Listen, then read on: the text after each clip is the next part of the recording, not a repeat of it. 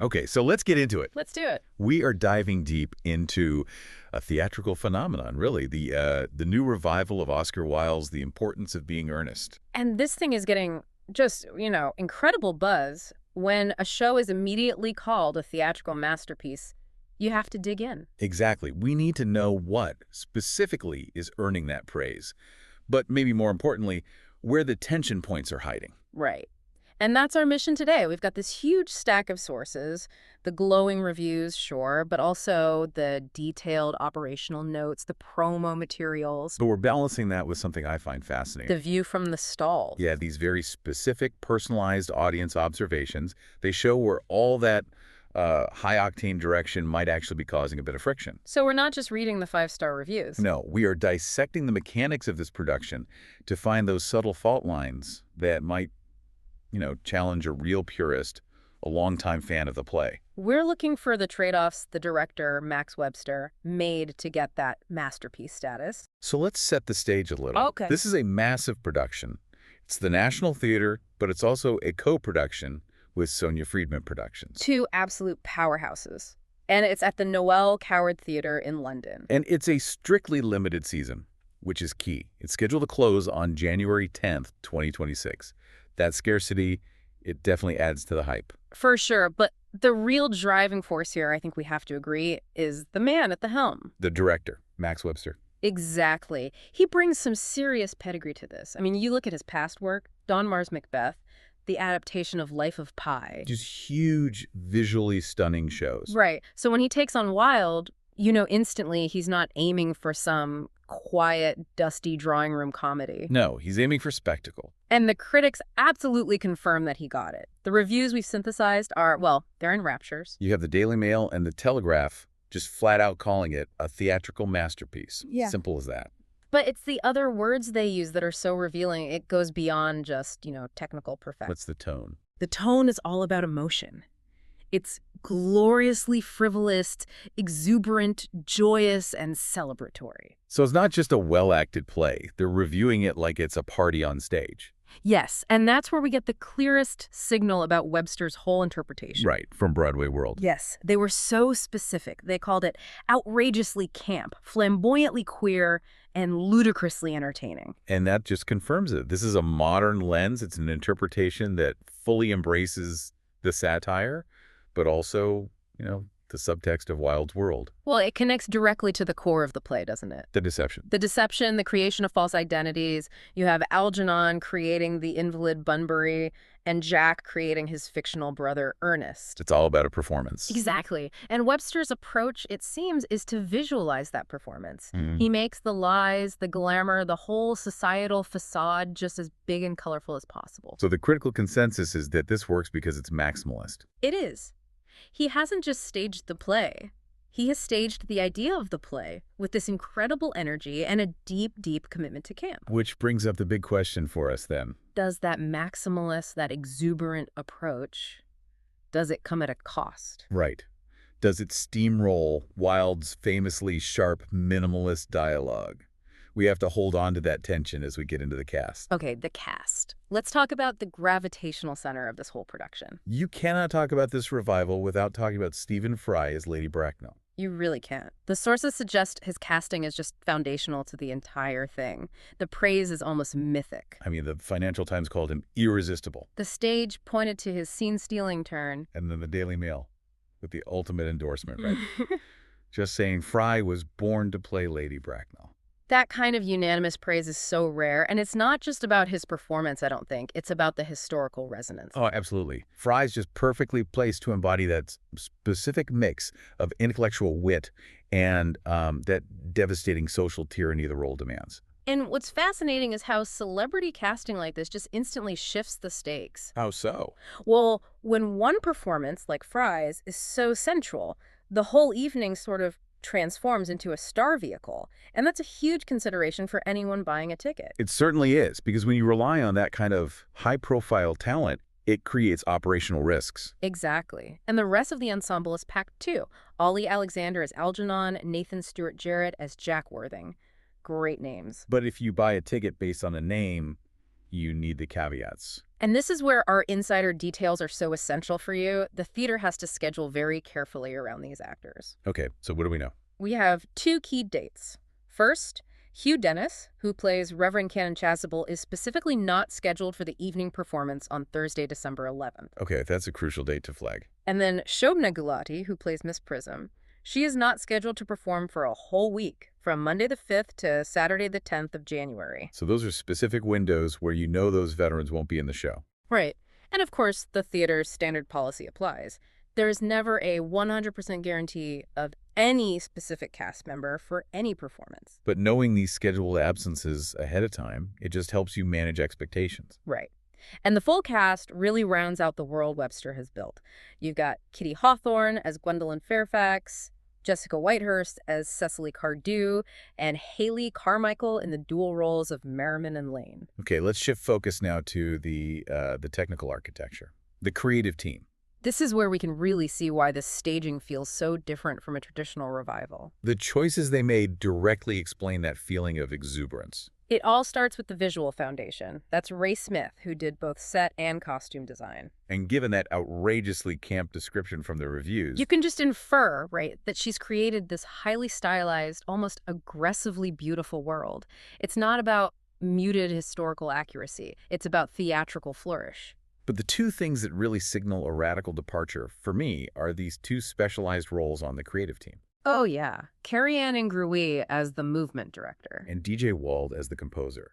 Just seeing those two roles listed tells you this is not going to be people just talking on stage. Not at all. It signifies a major investment, both visual and sonic.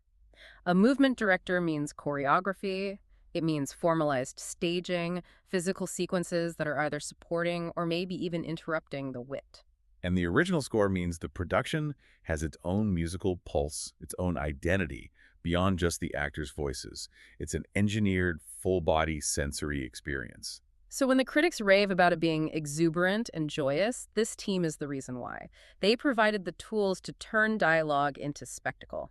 Okay, so let's quickly cover the practical logistics, the things you need to know before you go, Right. The running time is about 2 hours and 45 minutes. That includes a 20-minute interval. which is a pretty healthy length. It suggests they haven't really cut the text much, but embellished it. For sure. And the audience care warnings, they also reinforce that modern direction. The production has strong language, suggestive content, and uses smoke and haze. It's definitely pushing the boundaries. And also, you should note the slightly earlier start times for some shows, 2 p.m. for matinees and 7 p.m. for evenings. Good to know. And for planning, accessibility is well catered for. We've got specific dates. Audio-described performances are on November 27th and December 13th. And what about signed and captioned? There's a signed performance on Thursday, December 11th, and a captioned performance on Saturday, January 3rd, 2026. So really allowing a diverse audience to get into what is a very high-demand run. So we've established the critical consensus: dazzling, joyous, masterful. An outrageously camp success. But now we get to the most unique part of our sources, the personalized critique, the view from the stalls. This is where it gets really interesting. It highlights where that directorial ambition might actually create some tension for a seasoned Wilde fan. We've identified 3 specific critical fault lines. And this is where the synthesis really happens. The critics love the maximalism, but these audience notes pinpoint where that maximalism might feel, misplaced. Yeah. Or even intrusive. It forces you to think about that line between necessary adaptation and just, well, textual imposition. Let's start with the first one. The first point of friction. It's about issues specifically related to the character and the actress Jessica Whitehurst as Cecily Cardew. So why would one specific role get pointed critique when the rest of the show is being so celebrated? I have a theory. In a show where Stephen Fry is just dominating as Bracknell, the supporting roles have to maintain this very delicate balance of Wildean wit. And Cecily, traditionally, she's this romantic innocent, but with a fiercely sharp inner life. Right. So if the direction pushes her too far into, say, physical comedy, or if the performance style is just a bit too broad for the period lightness it needs, it can jar. It suggests the potential mismatch between the actor's interpretation and the expected portrayal of Cecily's kind of delightful naivete. That makes a lot of sense. In an outrageously camp production, the temptation to turn subtle irony into broad caricature must be huge. And Cecily is a character who lives on subtlety. Which leads us directly to the second fault line. Concerns about what the notes call Added business. Added business. This is the key. If the critics are calling the show exuberant, then this is where that exuberance comes from. What do we mean by that? It means physical gags, directorial choices, maybe even improvised moments that are not in Wilde's original script. And Wilde's comedy relies almost entirely on the precision of the language, right? Almost entirely. And the social humiliation that comes from that language. So if you start introducing, physical slapstick or unnecessary movement, you risk undermining the whole structure of the play. It's that tension between being clever and just being fun.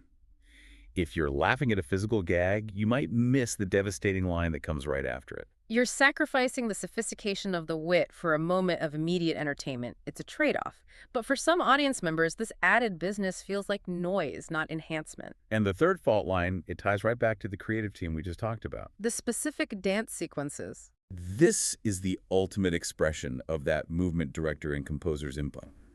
So why would full-blown dance sequences be contentious here? Because it fundamentally changes the contract you have with the audience. In a drawing room comedy, the energy is contained, the tension is verbal. But when you introduce choreography, You shift the focus entirely from the head to the body. yeah, It turns textual wit into performance spectacle. It's a very effective way to inject that joyous energy the critics loved. but it pulls you completely out of the narrative world Wilde so meticulously built. Yeah. It's the difference between hearing a sophisticated joke and watching a high-kick routine. Both can be entertaining, but only one is really earnest. So you have this clear split, the huge critical praise for the spectacle on one side. And on the other, this very specific audience frustration with choices that tamper with the text Cecily's character, the added business, the dance sequences. Understanding this prepares you for the experience. If you go for the spectacle, the star power, the modern flair, you'll probably be delighted. But if you go expecting a pure, unadorned, verbally focused preservation of Wilde's text, you might find those three fault lines a bit distracting. And for those of you looking to go, you can even customize your night. Standard tickets start from £25. But the sources also detail those premium hospitality options: champagne packages, VIP packages, a whole designated experience with a host for maximum glamour. So, we've really covered a remarkable amount of ground in this deep dive. We have, from the widespread critical celebration of Max Webster's bold, outrageously camp revival, To the undeniable draw of that all-star cast, especially Stephen Fry. and, crucially, the need to check the specific availability for Hugh Dennis and Shobna Gulati. And then we got into the creative choices, the movement direction, the score, and finally those three specific areas where audience expectations might really diverge. The characterization of Cecily, the inclusion of added business, and the spectacle of the dance sequences. If we connect all this back to the bigger picture, the entire production sort of exists on this tension, doesn't it? It really does, between critics celebrating it as gloriously frivolous and audience members pointing to these very concrete textual shifts. Which raises, I think, a really important, provocative question for you to think about.